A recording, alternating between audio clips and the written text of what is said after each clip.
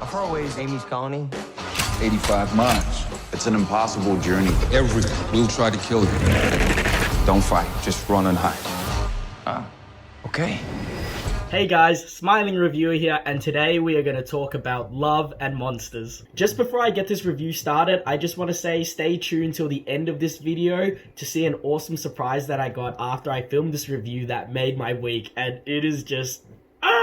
Love and Monsters is a monster adventure film directed by South African director Michael Matthews and is set on Earth 7 years after it's been overrun by monstrous insects and creatures that wiped out 95% of the population. The movie follows a young guy named Joel, played by Dylan O'Brien, who is on a quest to leave the sanctity of his underground bunker and colony to travel to his girlfriend from before the apocalypse, Aimee, played by Jessica Henwick. I didn't know too much about this movie going into it, other than that Dylan O'Brien and Jessica Henwick were in it, but that was honestly enough for me to get excited because I love both of these guys, and I honestly think the two of them have super promising careers ahead of them, even though they've already been in some really fantastic stuff. Dylan O'Brien, you might know from the Maze Runner trilogy, which I thought he did a really good job in as a leading man. And Jessica Henwick, you may know from Game of Thrones or Iron Fist. And man, in both of those shows, she is an absolute badass. Jessica Henwick isn't actually in this movie as much as I thought she was going to be in it, but when she was in the movie, I thought she was really great. But the movie is truly about Dylan O'Brien's character Joel and his quest to get to her, so this is very much his movie. Dylan O'Brien did a really good job at playing a youthful and determined character who wants so badly to be brave and useful, but sometimes just can't do it due to being held back by his own fears. He's also just such a charismatic actor, Dylan O'Brien, who just has a quirky lovability and relatability to him, which leads to some comedic moments, but he also has no trouble pulling off some of the more emotional scenes in the movie, which I didn't expect. The star of this movie, though, is Boy. Boy is a dog that is one of the few characters that our protagonist Joel meets early on in the movie after starting his quest that helps him on his adventure. And my god, he is just the best boy ever. The best way to get me invested in a movie like this is to put a dog in it, because after that point, any perilous situation they got into was heightened by 10 times because of my fear for this dog's safety. But honestly, I thought he was a really great addition. It feels a bit odd saying a dog is a good actor, but he really was. Like, him and whoever his trainer was did a great job at nailing his bond with our lead, as well as his reactions to certain things that happen. Another pair of characters that our lead bumps into on his adventure is hardened survival duo Clyde and Minnow, played by Michael Rooker and Ariana Greenblatt. And these guys together were such a great duo that added a lot of comedy and heart to the movie. Michael Rooker is just the absolute bomb. There's just no other way to describe him. He plays that gruff and hardened guy who is actually very sweet and caring, but keeps that side of him a bit more sheltered. And he's definitely had experience playing this particular role, and he's really good at it. Namely in The Walking Dead as Merle Dixon, and in which he's definitely a lot more intense and less sweet and caring than he is in this movie, and more recently and more popular as Yondu in Guardians of the Galaxy. Ariana Greenblatt was surprisingly hilarious as well.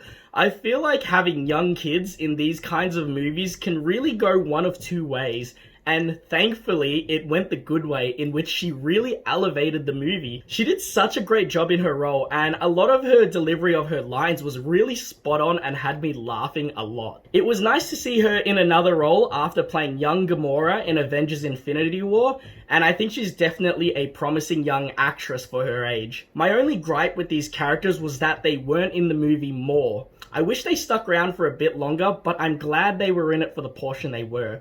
I would definitely watch a movie about this duo. Even like a prequel about how they started together could be really great. The title of the movie, Love and Monsters, was definitely a very suitable title, because the strong theme of this movie that I thought was done really well was the theme of love and loss of loved ones. And not only is this shown in our protagonist's quest to find his girlfriend, without giving away too much, this theme is further represented in his love for his parents as well as the colony from his bunker, but also being an evident theme with Michael Rooker and Ariana Greenblatt's characters and their past as well, and even the dog and his past as well. This recurring theme gave the film a bit more heart and emotional scenes that I wasn't expecting, but was a really welcome surprise as well. And then of course we have the monsters.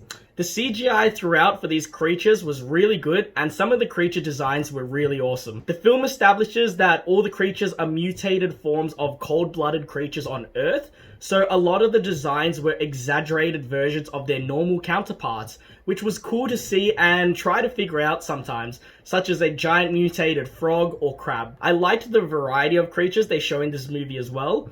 All the monster encounters were really intense and pretty well filmed as well. Without spoiling anything, the third act of this movie as well took a turn I really wasn't expecting, but I really liked how they decided to approach it. It made the movie feel a bit less generic, and it definitely left me wanting to see more of these characters and this world that they created. So I would love to see a sequel, and I'm also looking forward to any other future projects from director Michael Matthews. I just really love adventure movies so much.